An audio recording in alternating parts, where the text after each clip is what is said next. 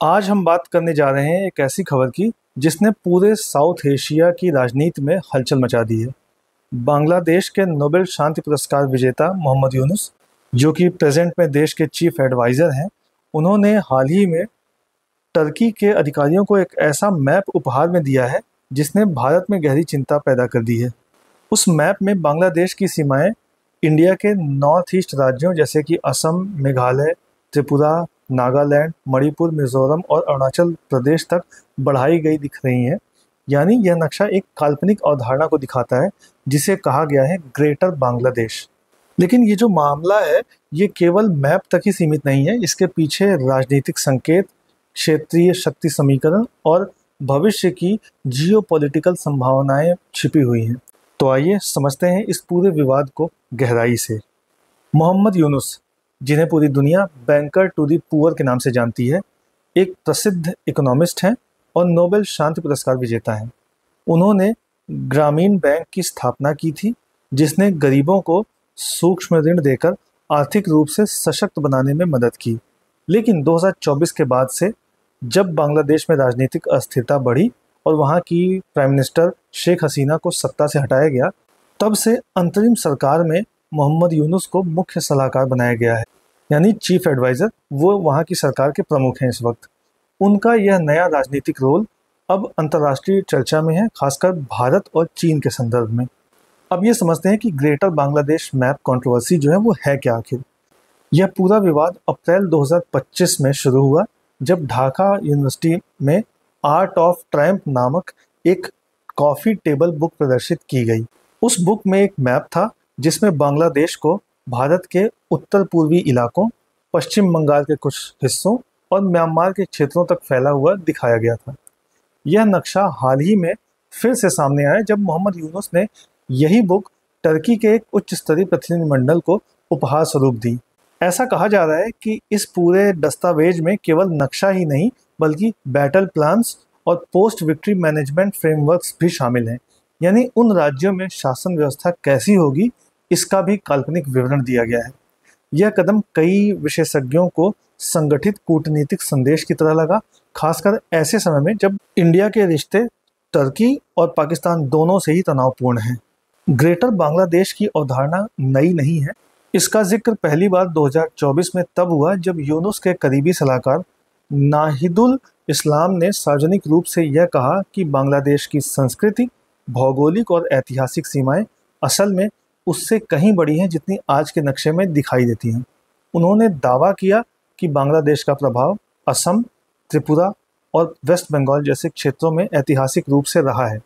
यह बयान तभी विवादों में आ गया था, लेकिन उस समय इसे अकादमिक कल्पना कहकर टाल दिया गया था। अब जबकि वही विचार अंतर्राष्ट्रीय मंचों पर दोहराया जा रहा है और वह भी टर्की, पाकिस्तान और चाइना जैसे देशों के संदर्भ में, तो यह भारत की सुरक्षा एजेंसियों के लिए गंभीर संकेत है। अब इस सब का इंडिया के लिए क्या मतलब है? इंडिया का नॉर्थ ईस्ट क्षेत्र पहले से ही कई संवेदनशील मुद्दों से जुड़ा है, जैसे असम में प्रवासी संकट है, मणिपुर में जातीय हिंसा है और मिजोरम त्रिपुरा में सीमा विवाद है। अब अगर किसी विदेशी नेता द्वारा उस क्षेत्र को ग्रेटर बांग्लादेश का हिस्सा दिखाया जाता है तो यह केवल एक भौगोलिक गलती नहीं बल्कि एक राजनीतिक संकेत बन जाता है। इंडियन नेवी के जो इस वक्त उप प्रमुख हैं वाइस एडमिरल संजय वात्सायन, उन्होंने भी कहा है कि तीनों सेनाएं और हमारी एजेंसियां क्षेत्र की गतिविधियों पर निगरानी रख रही हैं और हम हर आवश्यक कदम उठा रहे हैं। इसका अर्थ है कि भारत इस घटना को हल्के में नहीं ले रहा है। एक और अहम पहलू है ढाका और इस्लामाबाद की बढ़ती बातचीत। हाल ही में पाकिस्तान के joint chiefs of staff committee के प्रमुख जनरल साहिर शमशाद मिर्जा ने ढाका जाकर यूनुस से मुलाकात की। यह मुलाकात स्टेट गेस्ट हाउस जमुना में हुई और इसे कर्टसी कॉल कहा गया। लेकिन कूटनीतिक विश्लेषक मानते हैं कि यह केवल शिष्टाचार नहीं था बल्कि दोनों देशों के बीच रक्षा और रणनीतिक सहयोग की संभावनाओं पर बातचीत हुई। पाकिस्तान के साथ साथ यूनुस ने अप्रैल में चाइना का दौरा भी किया था, जहां उन्होंने कहा था कि बांग्लादेश जो है वहां इस पूरे एरिया का जो सागर है उसका एकमात्र सच्चा संरक्षक है। यह बयान भारत के समुद्री प्रभाव को सीधे चुनौती देने जैसा था। अब इसमें टर्की की क्या भूमिका है? टर्की हाल के वर्षों में दक्षिण एशिया में अपनी मौजूदगी बढ़ाने की कोशिश कर रहा है।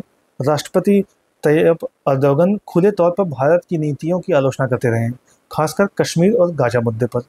ऐसे में जब बांग्लादेश का नेता टर्किश ऑफिसर्स को ग्रेटर बांग्लादेश वाला मैप भेंट करता है, तो यह केवल एक उपहार नहीं बल्कि एक राजनीतिक संदेश बन जाता है कि ढाका अब नई धुरी की तरफ झुक रहा है। टर्की पाकिस्तान चाइना एक्सिस की ओर वो जा रहा है।